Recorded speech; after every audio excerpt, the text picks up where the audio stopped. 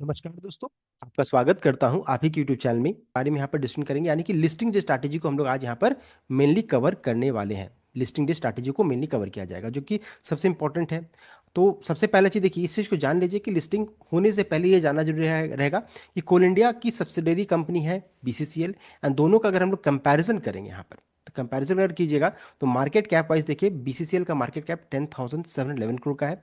कुलने का चेक करेंगे तो 2,65,614 करोड़ का, यानी कि कोई कंपैरिजन यहाँ पर हम लोग कर नहीं सकते हैं। सबसे पहला चीज। दूसरा है, अगर चेक करेंगे कि स्टॉक का पीवी रेशियो बीसीसीएल का कितना है, तो 8.66 का है। ये इसका कुल कितना है, तो 8.551 का देख सकते हैं, यानी इशू से पहले की बात हो रही है। जब इशू आरएचपी जब फाइलिंग हो तो उस समय की बात हो रही है। एंड अगर चेक करेंगे दोनों प्रॉफिटेबल है, देख सकते हैं कोल इंडिया का इतना प्रॉफिट कंपेयर नहीं किया जा सकता है। यानी कोल इंडिया काफ़ी बेहतर कंपनी है इन कंपैरिजन टू बीसीसीएल। साथ साथ बीसीसीएल जो रहता है अभी करंटली जिस सेगमेंट को बिलोंग करेगी, ये मोनोपोली सेगमेंट रहेगा। तो कहाँ तक ऊपर जाएगा ये भी कहना मुश्किल है, कहाँ तक गिर कर जाएगा ये भी कहना मुश्किल रहेगा, लेकिन फिर भी हम लोग एक सिनेरियो को जज कर लेते हैं। सबसे पहला चीज है कि देखिए प्राइस बैंड को चेक करेंगे तो 23 रुपीज का है, एक लॉट में 600 शेयर्स है। तो इस प्राइस को ध्यान दीजिएगा, 23 रुपीज का प्राइस बैंड यहाँ पर निकल कर आ रहा है। 23 रुपीज का प्राइस है, इशू का प्राइस है। अब एक और चीज को ध्यान दीजिएगा, इशू से पहले इसका पी बार इशू क्या था, तो 8.64 का था। इशू के बाद यानी कि आईपीओ आने के बाद 43.23 इसका देखिए, इसका पी बार रेशियो हो गया। इशू के बाद इसका पी बार रेशियो 43.23 का निकल कर आ रहा है। साथ साथ प्रमोटर का होल्डिंग 100% से घट करके क्या हो जाएगा, 90% यहां पर देखने को मिल रहा है, देख सकते हैं। अब आपका सबसे पहला क्वेश्चन जो होगा कि ऐसा क्यों हुआ, पी बाई रेशियो क्यों चेंज कर रहा है, 8.64 से 43.23 क्यों हो रहा है, मतलब आईपीओ आया और तुरंत में पी बाई रेशियो बढ़ गया, ऐसा क्यों। देखिए बताना चाहूंगा, सबसे पहले जो यहाँ लिखा हुआ कि the value will be calculated using equity dilution. यहाँ पर share holding pre issue and share holding post issue क्या है उसके ऊपर ये जज कर देख सकते हैं। 100 से 90 हो गया, सबसे पहला चीज।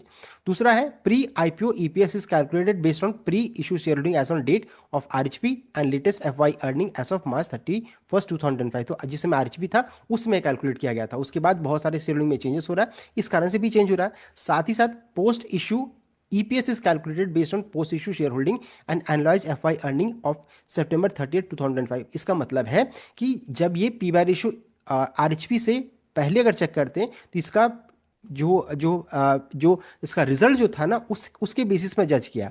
अब ये जो निकाला गया है ये 43.23 जो है, इस आरएचपी के बाद जो इसका रिजल्ट आया उसके ऊपर ये डिपेंडेंट रहा। अगर चेक कीजिएगा कोल इंडिया का अगर चेक करेंगे तो आरएचपी से पहले अगर ये चेक कीजिएगा, देख सकते हैं ये इसका क्वार्टरली रिजल्ट है 35,842 से घट करके 30,187। अब आप बोलिएगा कोल इंडिया का क्यों चेक कर रहे हो, चेक करने के पीछे रीजन है क्योंकि उस समय ये बीसीसीएल इसके अंदर में ही थी, सब्सिडरी कंपनी तो साथ में ही रहेगा। देख सकते हैं रेवेन्यू यहाँ पर घट कर आ रहा है 35 से 30, एंड प्रॉफिट को चेक किया तो 8,734 से घट करके 4,263 हो गया, यानी कि देखिए रिजल्ट काफी खराब था, निराशाजनक था। इस कारण से इसका ईपीएस में पी बाय रेशियो में सब में यहाँ पर पी बाय रेशियो बढ़ गया, ईपीएस घट गया। तो ये चीज यहाँ पर देखने को मिला है।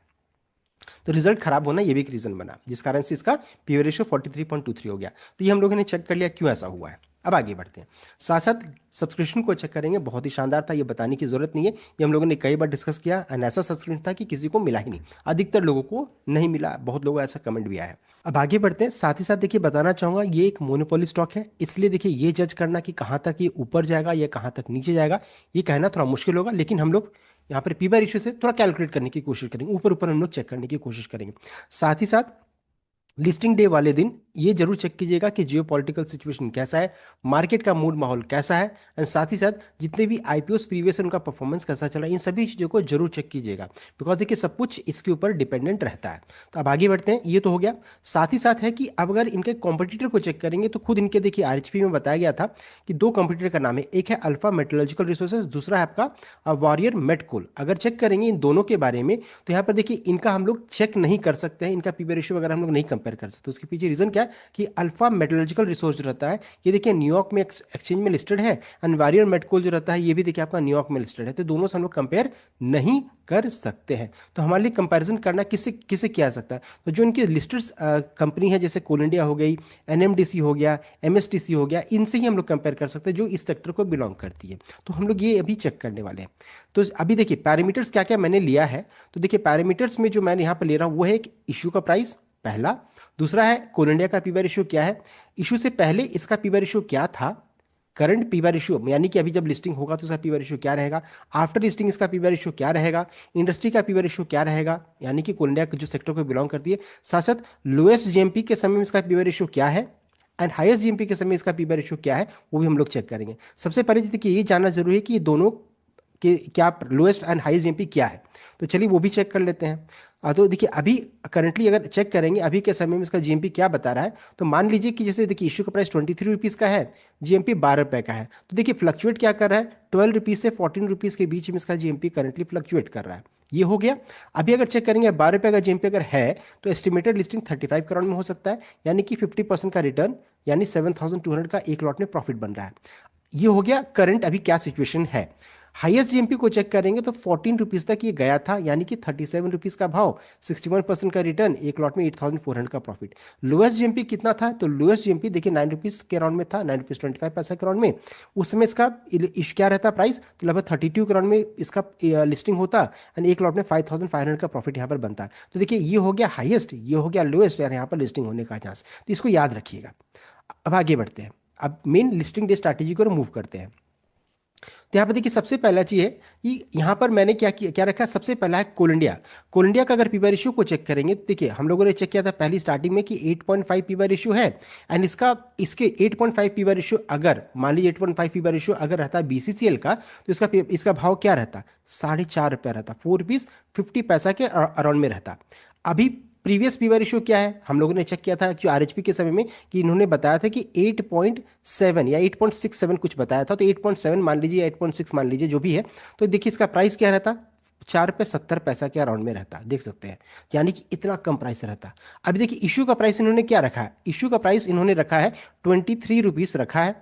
उस समय इसका पी बाय रेशियो आरएचपी में चेक कर सकते हैं आप, 43 का पी बाय रेशियो है, 43 के अराउंड में है। तो ये हो गया, यानी कि ये हो गया इशू का प्राइस। लोएस्ट जीएमपी क्या बताया था, तो हम लोगों ने लोएस्ट जीएमपी चेक किया था, उसमें लोएस्ट जीएमपी में इसका प्राइस क्या था, 32 रुपीज़ का, 9 रुपीज़ में इसमें जोड़ दीजिए तो इसका पी बाय रेशियो क्या रहेगा, 57 के अराउंड में, देख सकते हैं। ये हो गया।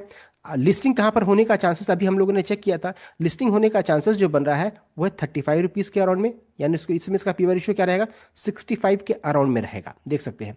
हाईएस्ट जीएमपी को चेक करेंगे तो ये हाईएस्ट जीएमपी में के समय पी बाय रेशियो 70 का रहेगा एंड प्राइस क्या रहेगा, 37 के अराउंड में, देख सकते हैं। उसके अलावा है, अब ये हम लोगों ने देखिए ये मोटा मोटी हम लोगों ने जो डिस्कस किया सो सामने है कि कोल इंडिया का जिसने कोल इंडिया का जो पी बाय रेशियो है उस समय इसका भाव क्या रहेगा, 4.5। तो एक्चुअली देखिए इसका भाव क्या रहना चाहिए था, 4 से 5 के अराउंड में रहना चाहिए था। और हम लोगों ने स्टार्टिंग में ही डिस्कस किया था कि वैल्यूएशन मुझे थोड़ा महंगा यहाँ पर नजर आ रहा है, मैंने ये डिस्कस किया था। और ये भी डिस्कस किया था कि ये वैल्यूएशन क्यों महंगा नजर आ रहा है, बिकॉज रिजल्ट वगैरह सब कुछ हमने डिस्कस किया था। तो एक्चुअली इसका प्राइस क्या होना चाहिए था, लगभग 4 से 5 के रेंज में रहना चाहिए था। चलिए ठीक है, ये तो नहीं हुआ। इशू का प्राइस 23 रुपीज़ है, वैल्यूएशन कितना, 43 का है। लोएस्ट जीएमपी के अनुसार क्या निकल कर आ जा रहा है, तो 32 का 57 का पीवी रेशियो, यानी कि ये प्राइस समझिए लगभग 30 से लेकर के 32 के रेंज में जो रहता है, ये इसका लोएस्ट जीएमपी है। जब भी मान लीजिए किसी कारणों से अगर गिरावट होती है तो पहला बाइंग इस जगह से स्टार्ट हो जाना चाहिए। दूसरा क्या है, हाईएस्ट जीएमपी क्या है, तो देखिए इस जगह पर हाईएस्ट जीएमपी है, यानी 37, यानी कि 37 का भाव या 40 का भाव जैसे जाएगा तो ये पी बाय रेशियो 70 के राउंड में हो जाएगा। इस समय इस जगह पर आते आते थोड़ा प्रॉफिट बुकिंग, बिकॉज इसके ऊपर में इसका जीएमपी गया ही नहीं है। तो इस चीज़ को ध्यान दीजिएगा, नॉर्मल टेंडेंसी यही निकल कर आ जाएगा। उसके अलावा है कि 42 का जब प्राइस रहेगा तो इसका पी बाय रेशियो क्या रहेगा, 80 का रहेगा। 47 का प्राइस रहेगा तो इसका पी बाय रेशियो क्या रहेगा, 90 का रहेगा। एंड 50 से 51, 50 से 51 का प्राइस चला जाता है, मान लीजिए बहुत तेजी बनी तो 50 से 51 का प्राइस अगर चला जाएगा तो इसका पी बाय रेशियो क्या रहेगा, 95 से 100 के रेंज में निकल कर आ जाएगा। तो ये देखिए मैंने पूरा पी बाय रेशियो यहाँ पर बता दिया है। अब आगे बढ़ते हैं, एक और चीज जो बच गया है कि किस जगह पर बाइंग एंड किस जगह पर सेलिंग कहां पर होगा। तो देखिए अभी हम लोगों ने चेक किया कि लिस्टिंग होने का चांसेस कहां पर बन रहा है, तो 35 से 37 के रेंज में, यानी कि देखिए 50 से 60% का प्रॉफिट यहां पर बन रहा है। एक और चीज ध्यान दीजिएगा, बाइंग लोएस्ट जीएमपी के अनुसार हम लोगों ने भी डिस्कस किया 32 का प्राइस, 57 का P by ratio. Highest GMP के अनुसार 37 का प्राइस एंड 70 का पी बाय रेशियो।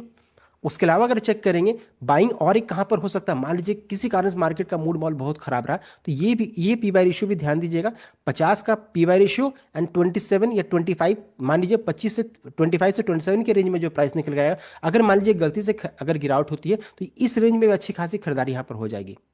इस चीज को भी ध्यान दीजिएगा। तो ये बहुत इंपॉर्टेंट पीवी रेशियो मैंने आपको बता दिया है। तो ये हो गया। साथ ही साथ है, अब है किस जगह पर मेन ट्रेडिंग होगा। तो देखिए ट्रेडिंग रेंज यहाँ पर आते आते बाइंग हो जाना चाहिए, एंड इस जगह पर जाते आते सेलिंग रेंज बन जाएगा। तो ये हो गया आपका बाई रेंज, ये आपका हो गया सेल रेंज जो नॉर्मल है। और मान लीजिए किसी कारणवश बहुत ज्यादा तेजी बनी, बहुत ज्यादा मान लीजिए अगर तेजी बनती ही चली जाए, तो इस केस में क्या हो जाएगा, देखिए कि अगर चेक कीजिएगा ग्रो, एनएसडीएल, मीसो, ये सभी जब तेजी बन रही थी तो लगभग 90 से 80 से लेकर के 95 या 100 का पीवी रेशियो जैसे गया, वहां पर प्रॉफिट बुकिंग स्टार्ट हो गया। तो देखिए 50 से 51 का जब प्राइस निकल कर आएगा, तो यहाँ पर जो मेजर जो रहता है ना, यहाँ से प्रॉफिट बुकिंग फिर स्टार्ट हो जाना चाहिए। तो इसको अब हम लोग थोड़ा समराइज कर लेते हैं। तो देखिए सबसे पहला चीज कि कहाँ कहाँ पर बाइंग हो सकता है, बिकॉज देखिए लिस्टिंग तो इस जगह पर होने का चांसेस है। बाइंग, ये देखिए सबसे पहला बाइंग इस जगह पर स्टार्ट होना चाहिए, यानी कि जिसमें इसका प्राइस 32 रुपीज के राउंड में होगा। दूसरा, अगर मान लीजिए फिर भी गिरावट होती है तो 25 से 26 की रेंज में बाइंग हुआ, जिसमें इसका पीवी रेशियो 50 रहेगा। प्रॉफिट बुकिंग का पहला रेंज रहेगा इस जगह पर 37, जैसे ही जाएगा तो 70 का पीवी रेशियो होगा, तो हाईएस्ट जीएमपी था, वहां पर पहला प्रॉफिट बुकिंग होना चाहिए। और उसके अलावा जो रहता है सबसे इंपॉर्टेंट प्रॉफिट बुकिंग इस रेंज में होना चाहिए, जहां पर इसका भाव 50 से 51 की रेंज में एंड पीवी रेशियो 95 होगा। कहां तक ये ऊपर जाएगा कहना मुश्किल है, कहां तक जाएगा ये कहना मुश्किल है, लेकिन फिर भी हम लोग एक जज कर रहे हैं। तो ये बस हम लोगों ने डिस्कस कर लिया पीवी रेशियो वाइज। एक और चीज है जो लास्ट बच गया है, यहाँ पर बताना चाहूंगा। सबसे पहला चीज कि अगर मान लीजिए जिन्हें अलॉटमेंट मिल गया है, जिन्हें अलॉटमेंट मिला है, देखिए यहाँ पर प्रॉफिट बुकिंग तो आपको देखने को मिलेगी कि बिकॉज देखिए 50 से 60% का प्रॉफिट देख सकते हैं। यहाँ पर जो प्रॉफिट का जो हम लोगों ने यहाँ पर चार्ट लगाया, उसको आप खुद से भी चेक कर लीजिए कि इतना बड़ा प्रॉफिट अगर आना इस जगह पर 50 से 60% का प्रॉफिट अगर आता है, तो कोई भी प्रॉफिट बुकिंग करने की कोशिश करेंगे।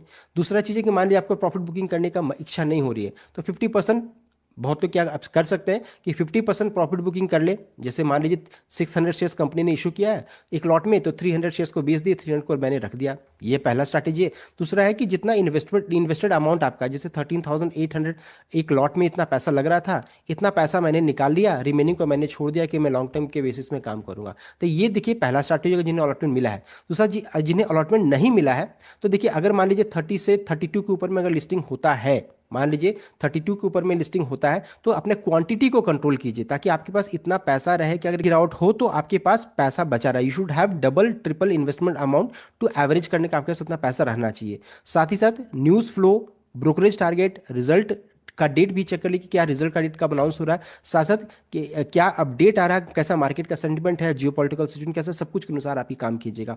ऑल्सो मैं क्या करूंगा, तो मैं यहाँ पर देखिए अगर मान लीजिए ऊपर में 60% ऊपर अगर लिस्टिंग होता है, तो मैं प्रीफर करूंगा कोल इंडिया का शेयर, बिकॉज सस्ते वैल्यूएशन में अवेलेबल, मैं उसमें ट्रेड करने की कोशिश करूंगा रैदर देन स्टॉक में। तो मैं तुरंत में दौड़ कर मैं बाय नहीं करने वाला हूँ। तो ये मैंने आपको बता दिया सो लिस्टिंग की स्ट्रैटेजी। आई होप आपको लाइक किया, शेयर किया, चैनल को सब्सक्राइब कीजिएगा। Thank you.